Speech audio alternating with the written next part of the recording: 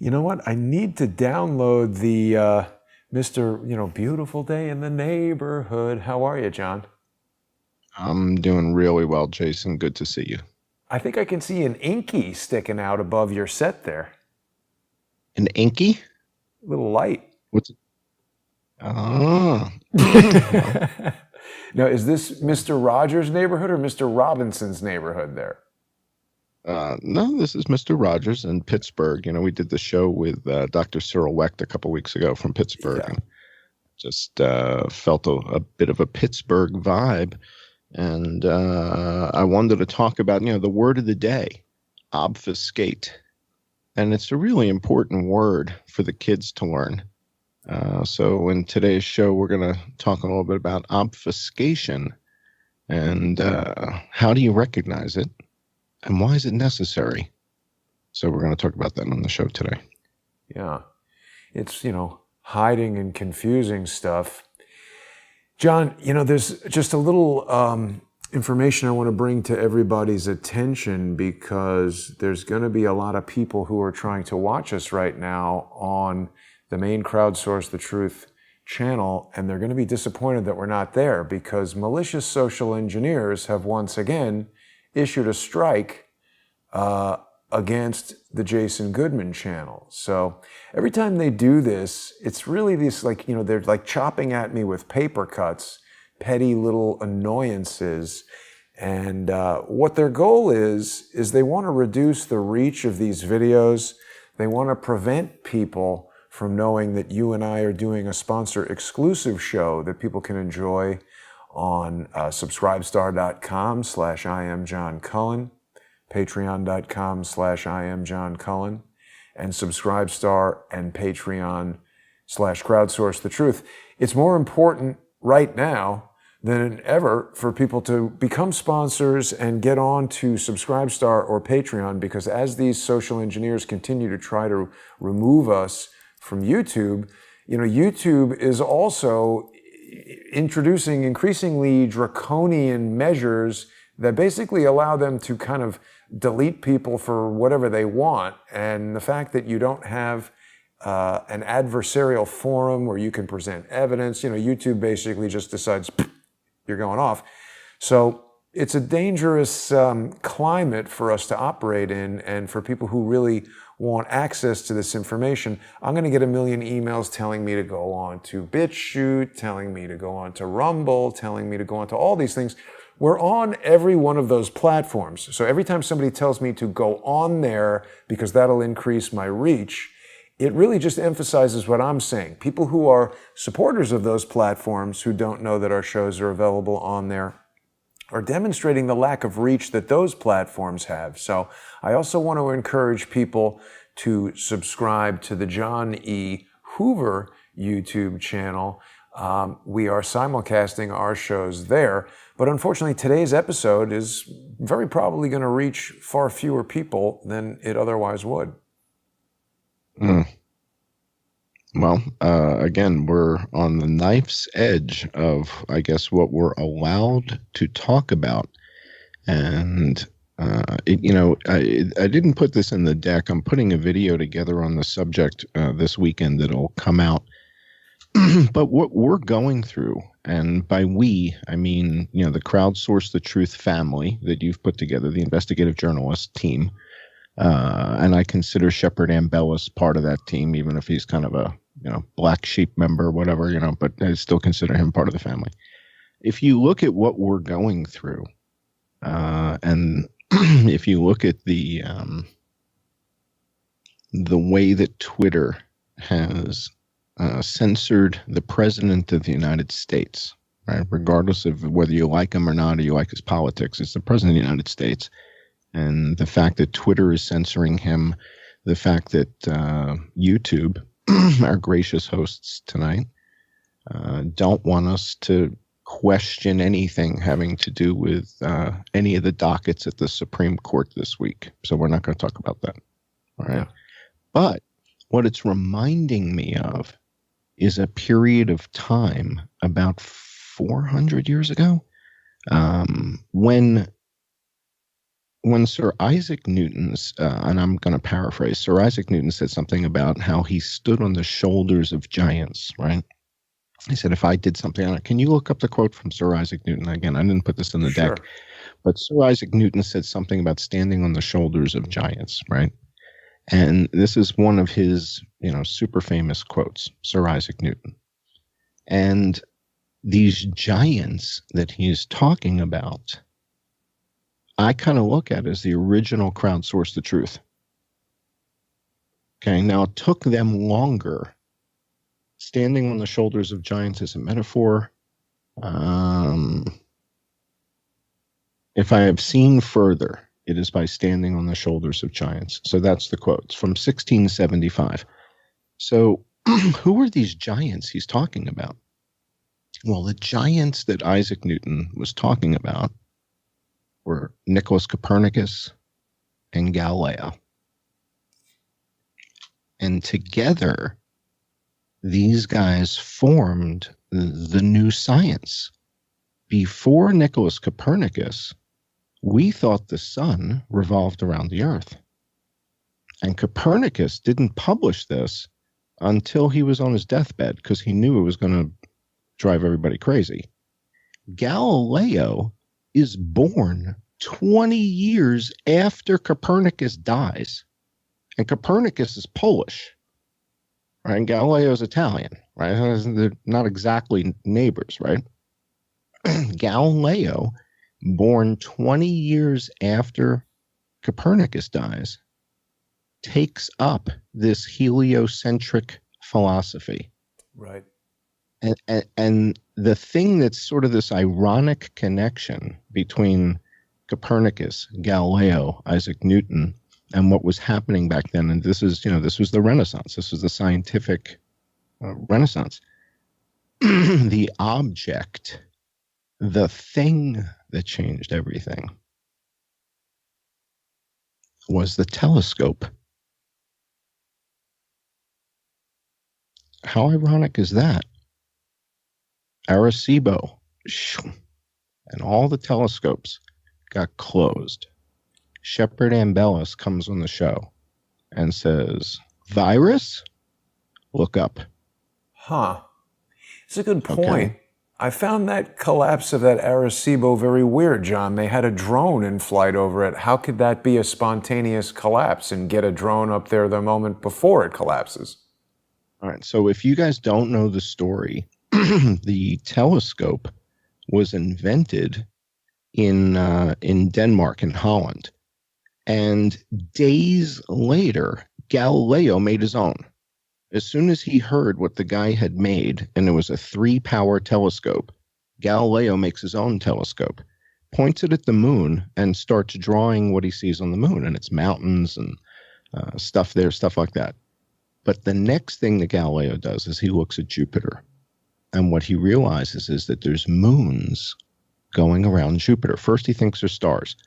Then he realizes, oh my God, they're going around Just Jupiter. from a 3x power telescope? No, his must have been much his more. Was 8x. His was 8x. His was 8x. And you just pulled up a picture of it. You saw a picture. It's this long, skinny tube. I think it was made out of leather or something.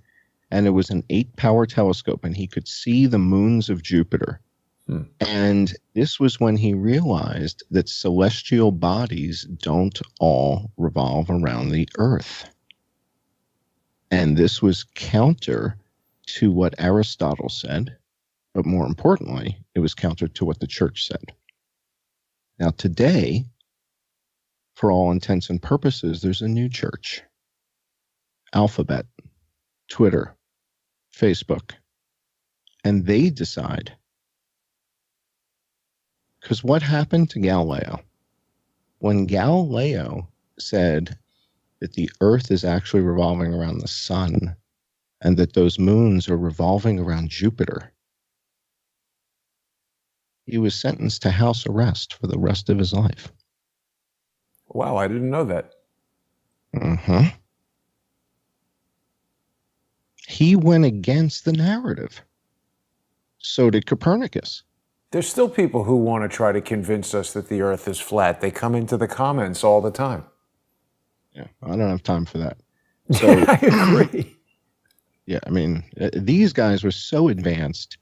And what's interesting is you look at these different characters and you look at the roles that they played, right? So Copernicus brings forth the heliocentric theory. Galileo documents it. He goes out and looks at the moons of Jupiter, makes the notes, does the data, records the locations, does all the kind of data stuff, right? Meanwhile, Johannes Kepler up in Holland or whatever, up in the Netherlands, he's saying the planets go around the sun in an elliptical motion. Now he's right, but he's so specific that Galileo's like, dude, can we just get to first base? You're talking about elliptical versus circular, right? And Kepler was right. Kepler was brilliant. That specificity. Yes, but we're trying to get people to first base, which is that the Earth is revolving around the sun and not vice versa. And Kepler's talking about ellipses versus circles, right? And to me, that kind of reminds. Well, I went to Bronx High School of Science. They drill this stuff into your head. So it's almost like now, this is kind of I'm kind of goofing around a little bit, but to me, Kepler is a little bit like Laura Loomer talking about, is it ISIS or is it Al Qaeda in Vegas? Right. And it's like ellipse or circle. It's helicopters. Who cares, right? I don't care if it's ISIS or Al Qaeda. We know who they are, right? It's bad guys in helicopters shooting people. And she's being specific. And I'm just trying to get people to accept the helicopters, right? Laura's way better looking than this guy. Well, for sure. But Laura Loomer is like our Johannes Kepler, where she's got the specificity. I'm like the guy with all the numbers and everything.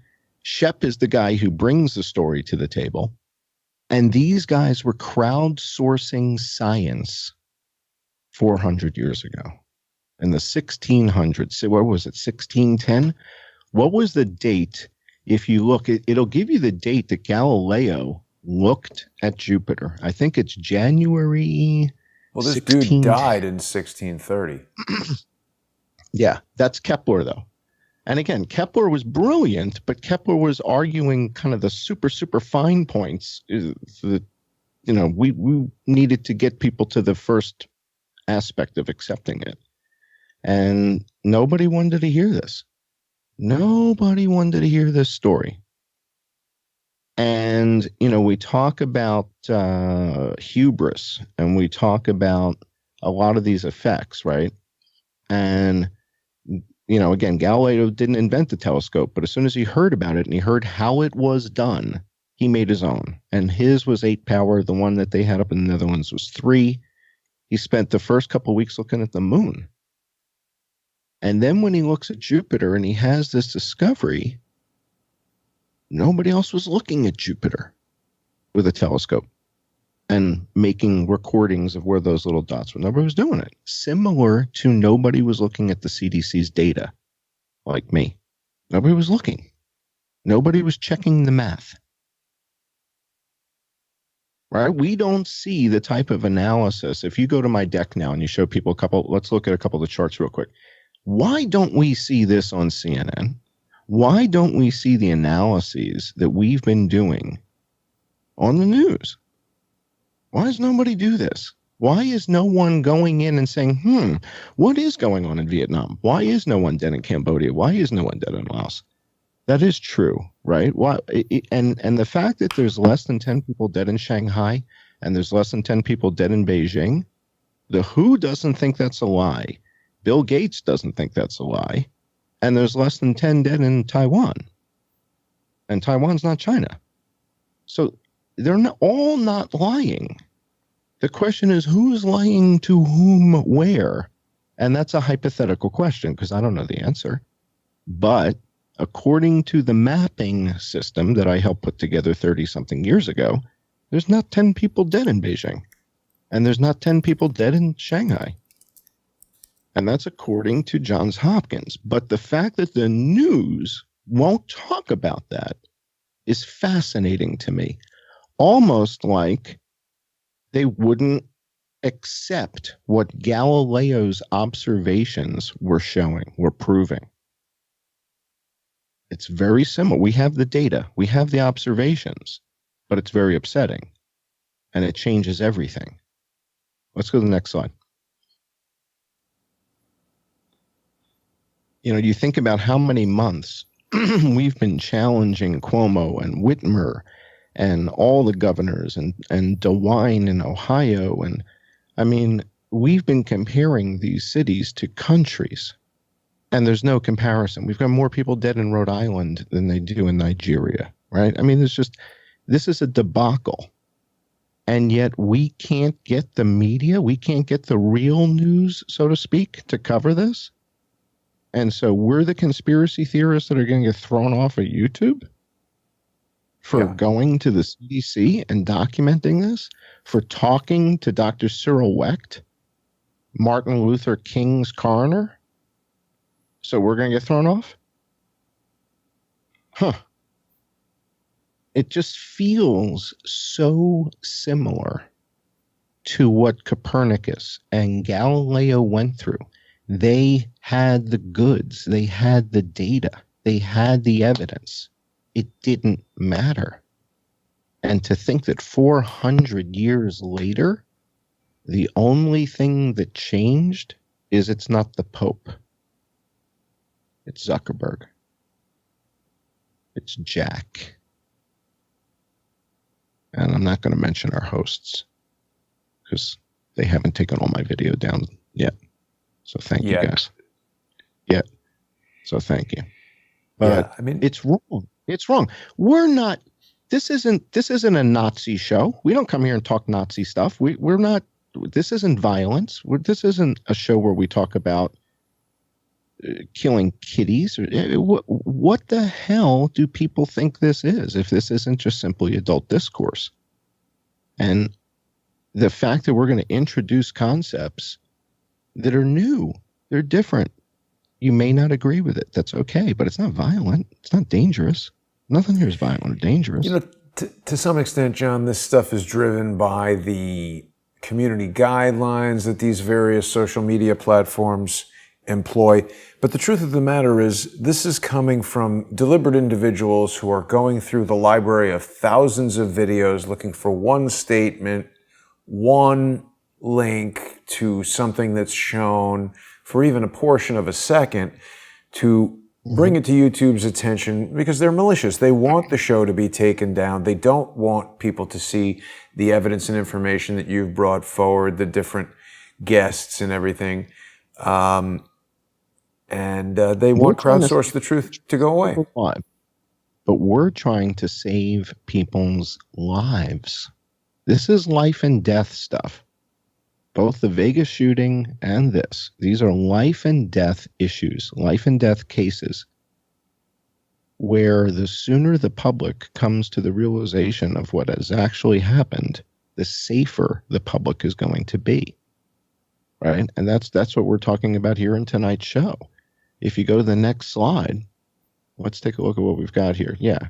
So what I keep doing is going to the CDC. And one of the things that we're going to talk about on tonight's show is the comorbidities. Because, again, the news isn't exploring comorbidities at all. Don't they matter? If we knew that every person who died of coronavirus or with coronavirus, also, let's say everybody, if everybody who died with coronavirus had also had it here, would that be relevant? You cut out for a second, John. If they also had what? If all the people who died of coronavirus also had another condition within the last year, everybody, would it be relevant? Would it be something we would want to talk about? If everybody who died of coronavirus purchased a Honda Accord in the last year, would it be relevant? I would think so. Yes, it would be relevant. John, so now, Chris, real quick, Chris is with us in the comments saying his girlfriend had COVID-19 and got better. The health department called and they were specifically not interested in what she took to get well. Yeah. No, that's not one of, I mean, they've got their How does list that of make things they're sense? interested in. Yeah. Footnotes they're not interested in. So I think I mentioned, I know a couple people now that have contracted it. But what we're going to see, if you go to the next slide with the data, the comorbidity data is important, right? If people are dying with coronavirus and something else, and there's a lot of the something else, how do we pretend that's not happening, right? Wow, yeah. I mean, So it's what more than half in every single one of these examples. Correct. So it turns out that there's one comorbidity that more than 50% of every single age group has. So go to the next slide. And we'll wrap it up. I know we got to go to our patron-only hour in just a minute. But first of all, you need to understand the age groups and the deaths by age group. You need to understand that until you get to 65 years old and older, we're not into the big numbers. Okay, so go to the next slide after this one. There you go. All right, so this puts it in perspective, and this is what I want people to understand. This is the first group. These are COVID-19 deaths to date in the United States. The first group is 1 to 44 years old. Jason, you just missed the cut by a smidge. 1 to 44, 7,000 are dead. Now you go 45 to 64. Okay, this is your age group now, my age group, 43,500.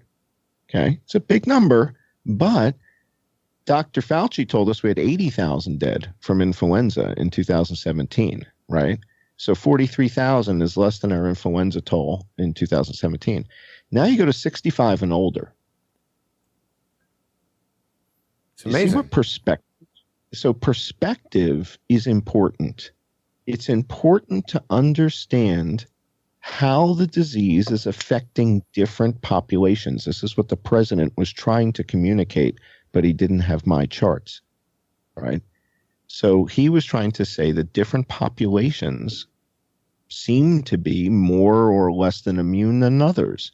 And when you look at this chart, it becomes rather clear which population is at the most risk.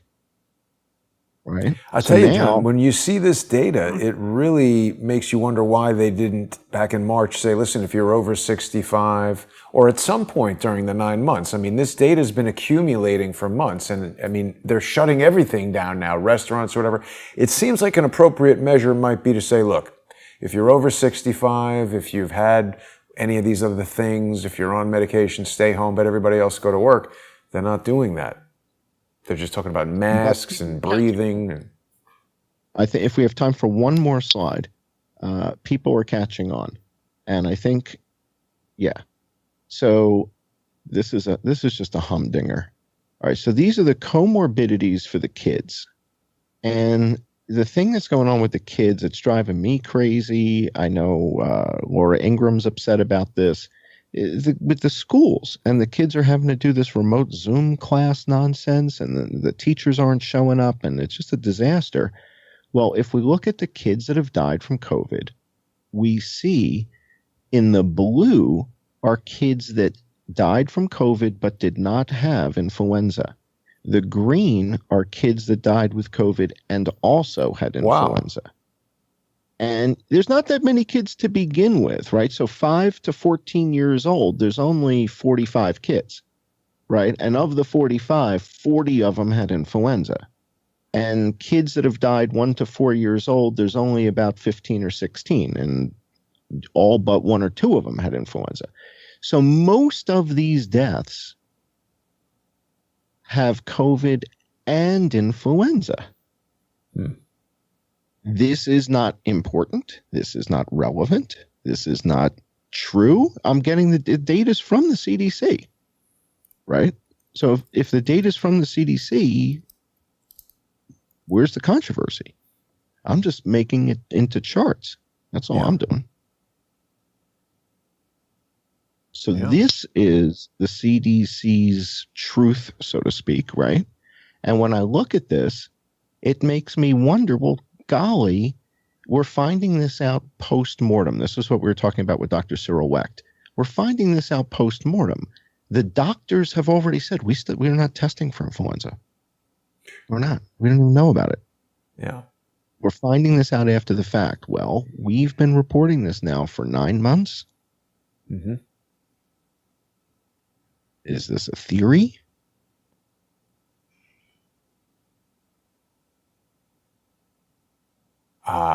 It's certainly backed by a lot of strong evidence. I mean, when you look at these numbers, it's hard to understand why you would close a school if children are, they've been around the same environments that adults have, stores and restaurants. And I think there's another question. Go one more slide. The question is, why are we not treating people for their co-infections? If people have 2 infections and they're dying, you don't want to give them the Tamiflu or the Xofluza or the Avigan or Baloxavir or Oseltamivir, whatever it is you want to give them. We shouldn't give them something. They're dying.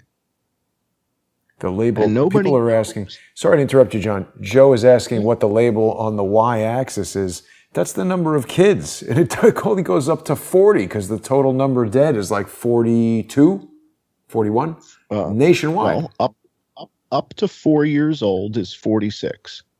And then now, I hate to cut you off, to John, but we are out of time. We need just a minute to make our transition over to the sponsor exclusive segment. I really do want to ask people to share this video. Social engineers are trying to reduce our reach. They don't want people to see this information. They want to fill people's heads with information from the mainstream news. They don't want debate. They can't argue with facts, so they want to shut us up. Join us in just 2 minutes on subscribestar.com/IamJohnCullen, patreon.com/IamJohnCullen, or subscribestar.com/crowdsourcethetruth and patreon.com/crowdsourcethetruth. We're getting into a period here where our viewer sponsors are so important. It's becoming virtually impossible to speak about this stuff in an open forum.